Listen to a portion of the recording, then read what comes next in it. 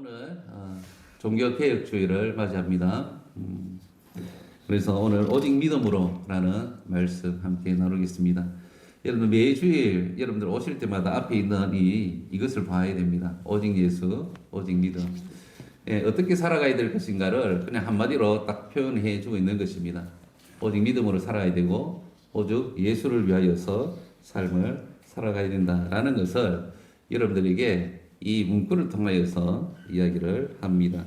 자, 오늘 그래서 로마서 1장 16절에서 17절 말씀으로 오직 믿음으로 라는 제목으로 함께 말씀을 나누겠습니다. 내가 복음을 부끄러워하지 아니하노니 이 복음은 모든 믿는 자에게 구원을 주시는 하나님의 능력이 됨이라. 먼저는 유대인에게요 그리고 헬라인에게로다. 복음에는 하나님의 의가 나타나서 믿음으로 믿음에 이르게 하나니 기록된 바 오직 의인은 믿음으로 말미암아 살리라 함과 같으니라. 여러분들 오늘은 종교개혁 508주년 되는 주일입니다. 종교개혁은 여러분들 지금으로부터 508년 전에 1517년 10월 31일에 시작되어졌습니다. 여러분들이 잘 알듯이 마틴 루터가 레오 10세 교황에게 항거하는 99개의 항의문을 그 대학 강당에 게시함으로써 종교개혁이 시작되어졌습니다. 그 이유는 면죄부 때문인 것입니다. 당시에 교황 레오 10세가 당대의 사업으로 베드로 성당을 건축을 하게 되어지는데 그 사업비가 너무나 부족했습니다. 그래서 면죄부를 고안해서 면죄부를 팔았습니다.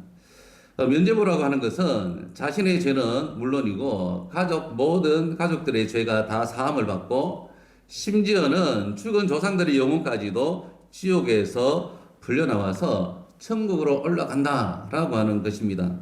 그래서 이 어처구니 없는 이 거짓말을 듣고도 많은 사람들이 그것을 사겠다고 줄을 서 있는 것을 이 루터가 보게 되어지는 것입니다. 그래서 종교개혁을 단행했던 것입니다. 루터는 로마서 1장 오늘 본문의 17절의 말씀 오직 의인은 믿음으로 말미암아 살리라 라고 하는 이 말씀으로 오직 믿음으로 구원을 받는다. 모든 사람들은 하나님의 말씀으로 돌아가야 한다라고 그렇게 외칩니다. 그래서 솔라 피데, 솔라 스크립처, 솔라 그라티아, 솔라 디오 글로리아 라고 외치는 것입니다. 이 솔라 피데라고 하는 것은 오직 믿음으로, 솔라 스크립처라고 하는 것은 오직 성령으로, 솔라 그라티아는 오직 은혜로, 솔라 디오 글로리아라고 하는 것은 오직 하나님께 영광을 이라고 하는 이 고백을 하고 있는 것이죠. 자, 여러분들 오늘 종교개혁 주일인데 개혁이라고 하는 것은 그냥 새롭게 고친다라고 하는 의미가 있겠죠. 개혁, 새롭게 고친다. 우리 교회에서 이 개혁이라고 하는 말을 쓸 때에는 새롭게 고치는데 쉽게 이야기하면 말씀으로 살아야 한다라고 하는 것입니다. 하나님의 자녀들은 하나님의 말씀으로 돌아와서 말씀대로 사는 것이 개혁인 것입니다. 그래서 오늘 종교개혁주의를 맞이하면서 우리의 신앙을 돌아보기를 원합니다. 혹 고쳐야 되는 그러한 잘못된 부분들이 있다면 하나님의 말씀으로 다시 돌아서서 바르게 하나님 앞에서 신앙할 수 있는 우리 모두가 되시기를 주의 이름으로 축복합니다. 요즘 세계는요, 우리의 생명을 위협하는 사고 사건들이 굉장히 많이 일어나고 있습니다. 우리가 사는 사회에 소중한 목숨들을 잃어버리는 사람들도 우리가 뉴스를 통하여서 종종 보게 됩니다. 심지어는 아무리 열심히 일을 해도 가난에서 벗어나지 못하는 그러한 사람들까지도 보게 되어지는 것이죠. 그래서 절망 가운데 살아가는 사람들을 봅니다. 교회에 있으면서 여러 청년들을 만나게 되어지고 사람들을 보게 되어지는데 삶에 희망이 없는 것을 봅니다. 모든 것을 내려놓고 그냥 마지못해서 죽지 못해서 살아가는 그러한 우리 사람들을 보면서 이게 현실이구나 라고 하는 것을 깨닫게 되어집니다. 요즘 젊은이들은 어떻습니까? 요즘 젊은이들은 예, 불확실한 미래를 살아가고 있는 것이죠. 그래서 저들의 마음속에 오늘 즐겁게 살고 그냥 이렇게 주어지는 대로 살자라고 하는 경향들이 많이 있는 것입니다. 그래서 이러한 사람들을 가리켜서 투데이족이다라고 이야기를 합니다. 좀 들어보셨습니까? 투데이족. 예, 예전에는 욜로족이라고도 많이 했죠. 오늘 하루를 살아가는 거예요, 그냥. 주어진 대로, 돈 있으면 있는 대로, 또 우리에게 주어진 환경 가운데에서 하루하루를 그냥 살아가는 것입니다. 그러면서 또 개인주의가 굉장히 난무하는 것이죠. 개인주의 성향이 굉장히 많이 나타납니다. 그리고 돈이면 다 된다라고 하는 황금 만능주의 속에서 저들이 삶을 살아가고 있는 것입니다. 교회는 어떻습니까? 교회는요? 교회도 마찬가지입니다. 우리 많은 성도들이 개인주의적인 성향을 가지고 신앙을 하게 되는 것을 볼 수가 있습니다. 그리고 또한 교회 또한 황금 만능주의에 빠져서 헤매이고 있는 교회의 문제들도 보게 되는 것이죠. 그래서 교회를 출석하는 성도들이 가면 갈수록 많이 줄어들고 있는 것이 오늘의 이 교회의 현상입니다. 제가 이번 주에 세미나를 갔다 왔는데 교회가 많이 줄었다라고 이야기를 해요. 전체적으로. 그런데 교회를 나오지 않고 집에서 신앙하는 집에서 신앙하는 사람들의 이 종교성은요, 더 많이 증가했다라고 이야기합니다. 이상하죠? 교회는 나오지 않는데 집에서 영적인 갈망함을 가지고 살아간다라는 것이에요. 그래서 개인적으로 묵상도 많이 한다고 합니다. 그리고 개인적으로 기도도 많이 한다라고 이야기하죠. 모이진 않지만 개인적으로 신앙하는 그러한 현상들을 보게 되어지는 것입니다. 우리 다음 한번 넘겨주시길 바랍니다. 리차드 포스트 목사님께서 이 돈, 섹스, 권력이라고 하는 책을 저술을 했습니다. 이 세상 속에서 그리스도인들이 어떻게 삶을 살아가야 하는가라고 이 책을 통하여서 이야기를 해주고 있는데요. 돈에 대해서는 하나님을 경험하는 통로가 되어져야 된다.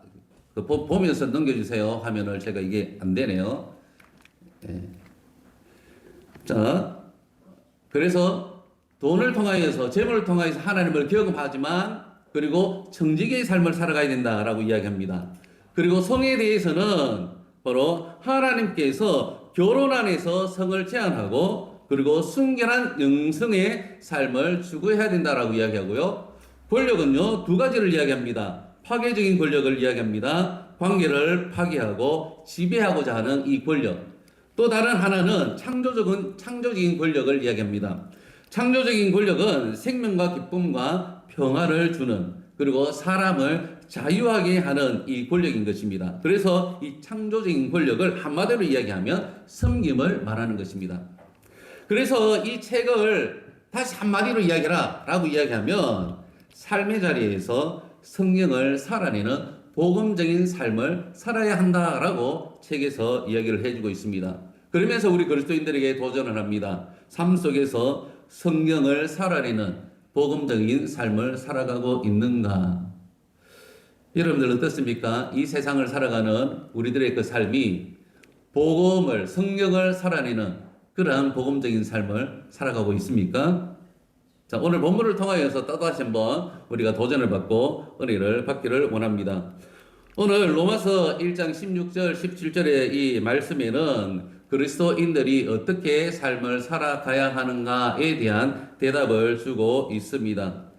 이 두 가지 질문을 우리에게 던지는데요. 그 첫 번째는 나는 복음을 부끄러워하는가? 라는 것입니다. 그리고 두 번째는 나는 날마다 하나님의 말씀을 붙들고 믿음으로 삶을 살아가는가? 라는 질문 앞에 대답을 해야 된다는 것이죠. 그 첫 번째는 나는 복음을 부끄러워하지 않는가? 라는 것입니다. 여러분들 복음을 부끄러워하지 않습니까? 예. 자, 우리 모두는 복음을 부끄러워하지 아니하고 복음의 능력으로 삶을 살아야 함을 믿습니다. 자, 오늘 16절입니다. 16절을 우리 다 같이 읽겠습니다. 시작. 내가 복음을 부끄러워하지 아니하노니 이 복음은 모든 믿는 자에게 구원을 주시는 하나님의 능력이 됨이라. 먼저는 유대인에게요, 그리고 헬라인에게로다. 자, 아멘. 복음을 부끄러워하지 않는다라고 하는 것은 바로 복음은 구원의 능력이라고 하는 사실을 확신하는 것입니다. 자, 복음에 합당한 그 삶을 그런 살아가는 것이죠. 반대로 이야기하면 복음을 부끄러워한다라고 하는 것은 바로 복음이 구원의 능력이 된다라고 하는 이 사실을 확신하지 못한다라는 것입니다. 즉 예수께서 나의 죄를 씻어주시고 구원하여 주셨다라고 하는 이 사실을 믿지 못하는 것입니다. 그래서 이 복음 앞에서 부끄러워하는 그러한 삶을 살아가는 것이죠. 당당하게 살아가지 못하고 이 말씀을 우리가 오직 믿지 못하고 삶을 살아가는 것입니다. 고린도전서 1장 8절에 보면 이렇게 말씀을 합니다. 우리 다 같이 읽겠습니다. 십자가의 도가 멸망하는 자들에게는 미련한 것이요 구원을 받은 우리에게는 하나님의 능력이 됨이라. 아멘. 예수 그리스도를 나의 구주로 믿고 구원받은 우리에게는 바로 이 하나님의 말씀이 바로 하나님의 능력이 됩니다. 그러나 이 복음을 알지 못하고 하나님을 알지 못하는 자들은 이 복음, 이 하나님의 말씀을 미련한 것이다라고 이야기를 해주고 있는 것입니다. 여러분들에게 다시 한 번 더 묻겠습니다. 여러분들, 복음은 모든 믿는 자에게 구원을 주시는 하나님의 능력이 됨을 믿으십니까? 네, 그렇다면 우리는 복음을 부끄러워하지 않는 삶을 살아가고 있다라는 것이죠. 복음만이 우리에게 참 생명이 되고 또한 우리에게 능력이 된다라는 것을 우리는 확신합니다. 하나님을 알지 못하는 사람들은 세상의 것과 또한 육신의 것을 목적으로 하며 삶을 살아갑니다. 하지만 복음을 부끄러워하지 아니하는 우리들은 오직 성령으로 참 생명을 추구하며 삶을 살아간다라는 것입니다. 성 어거스틴이 이렇게 이야기를 합니다. 인간의 마음에 하나님으로 채워지지 아니하면 결코 만족하지 못하는 빈 공간이 있다라고 이야기를 합니다. 그래서 어떤 사람들은 이 빈 공간을 재물로, 그리고 명예로, 그리고 권력으로, 그리고 학벌로, 그리고 술로, 그리고 일과 게임으로, 그리고 세상 사랑으로 채워보려고 합니다. 그렇지만 그 허전한 마음은 채울 길이 없다라는 것이죠. 이 공간은 오직 하나님만이 채울 수가 있음을 여러분들 믿으시길 바랍니다. 그래서 토저 목사님께서 이 빈 공간을 재물이나 명예나 학벌 그리고 게임 사랑으로 채워가는 것을 가리켜서 사이비 신을 모시는 것이다 라고 이야기합니다. 사이비 신이다 라는 것이요.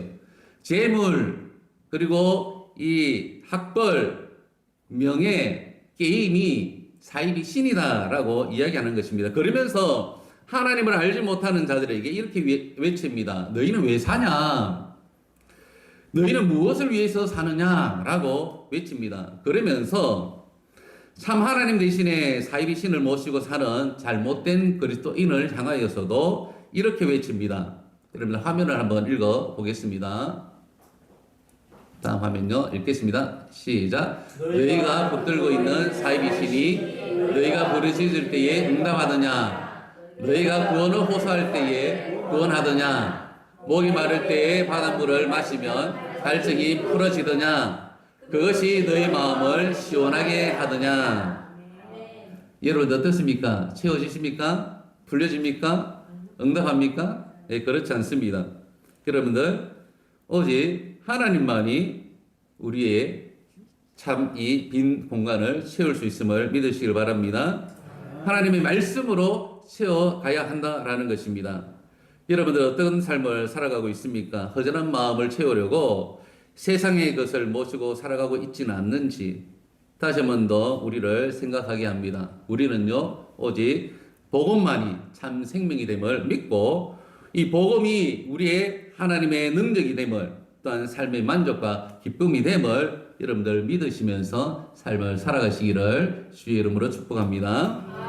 여러분들 한 달 전에 9월 25일입니다. 개그계의 큰 별이라고 하는 전유성 씨가 돌아가셨죠. 참 76세의 나이로 하나님의 부름을 받았습니다. 평생에 하나님의 존재를 부정했습니다. 그는 인기를 누렸고 그리고 개그계에 큰 영향을 끼치면서 후배들의 그 존경을 받았습니다. 그러나 그 삶에 그런 좋은 일만 있었던 것은 아니죠. 이혼의 아픔도 겪습니다.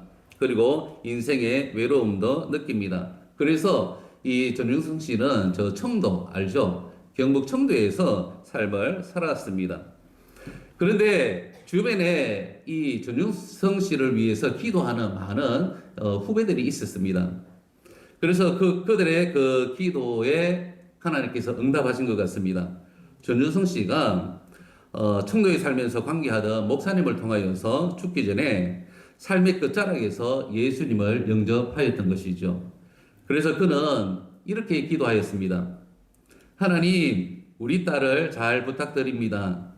하나님의 존재를 왜 이제서야 알게 되었는지 너무 후회가 됩니다. 라고 기도했습니다. 그래서 전윤성 씨는 딸에게 하나님을 믿어라 라고 유언을 했는데 딸이 아버지의 권유에 따라서 신앙생활을 하기로 결단을 했다라고 이야기합니다. 그리고 후배였던 조혜련 집사님이 또 이렇게 이야기를 합니다. 유성 오빠 손잡고 기도할 수 있어서 감사했고 기도 끝에 오빠가 아멘이라고 하셔서 감사했다. 그리고 이성미 언니의 생명책 첫 번째가 전유성 오빠였는데 38년 버틴 끝에 마지막 순간 하나님을 인정하고 믿으신 것은 하나님의 기적이다 라고 그렇게 이야기했다라고 이야기합니다. 삶의 그 빈 공간 그 무엇으로도 채울 수가 없었지만 이 전유성 성도는 마지막 삶의 끝자락에서 예수 그리스도를 영접하고 왜 이제서야 이 하나님의 존재를 알게 되었을까 참 너무나 후회하면서도 그러나 마지막 구원을 받은 하나님의 백성으로 그리고 민수기까지 읽고 더 이상 눈이 좋지 못해서 읽지 못하고 들려지는 성경을 읽다가 그리고 하나님의 부름을 받았던 사람입니다. 사랑하는 성도님들 무엇을 이야기합니까? 우리의 그 삶에 채울 수 있는 것은 바로 하나님의 말씀 오직 예수 그리스도 그분만이 우리의 그 삶을 부유하게 한다라는 사실을 여러분들 믿으시길 바랍니다. 그래서 복음은 생명입니다.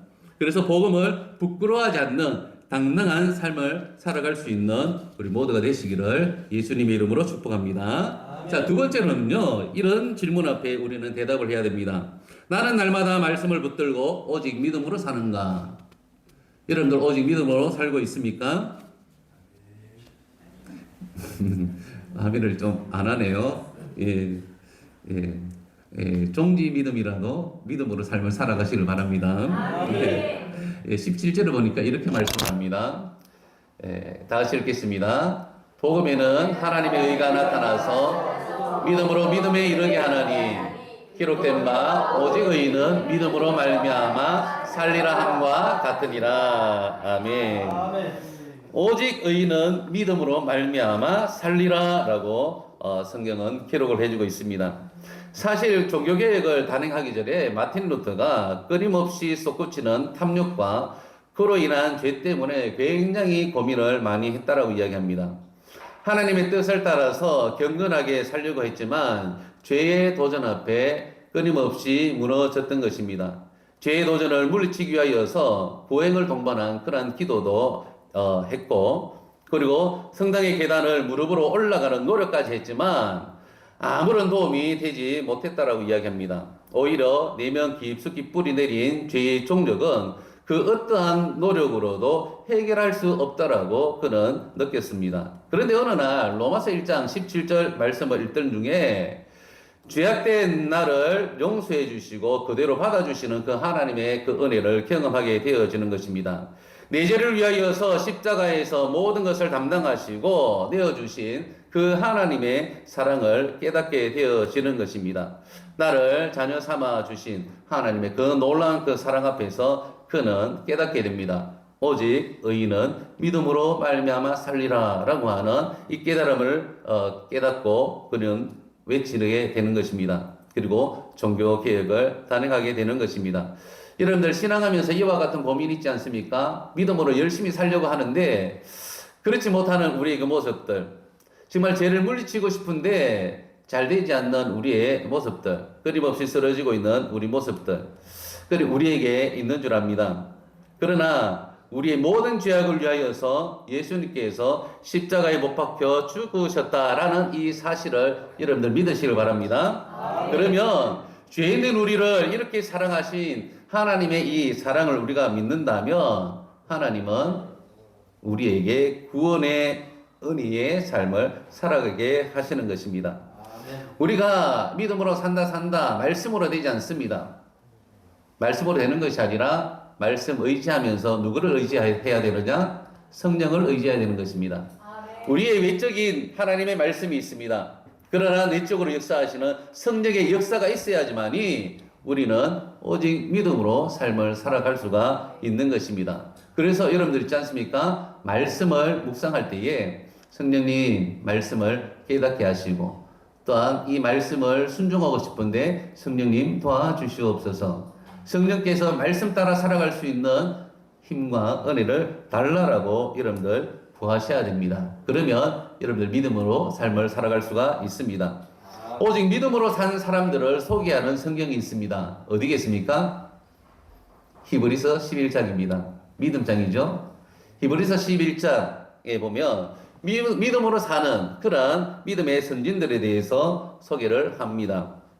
믿음으로 산 아벨, 그리고 에녹, 믿음으로 산 노아, 그리고 아브라함, 그리고 모세 등등등 굉장히 믿음의 인물들이 많이 소개되어져 있습니다. 자, 시간을 다 할애하지 못합니다. 너무나 많아서. 그런데 이들이 오직 믿음으로 살았습니다.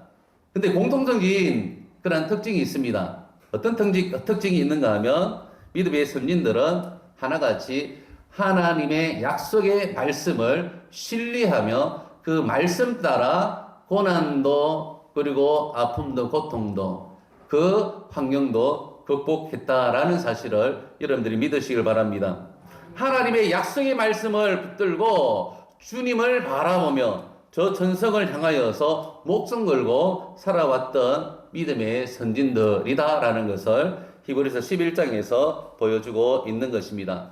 그래서 성경은요, 히브리서 11장 38절을 보니까 앞에 화면에 있죠. 밝은 글자 읽겠습니다. 시작. 이런 사람은 세상이 감당하지 못하느니라. 아멘.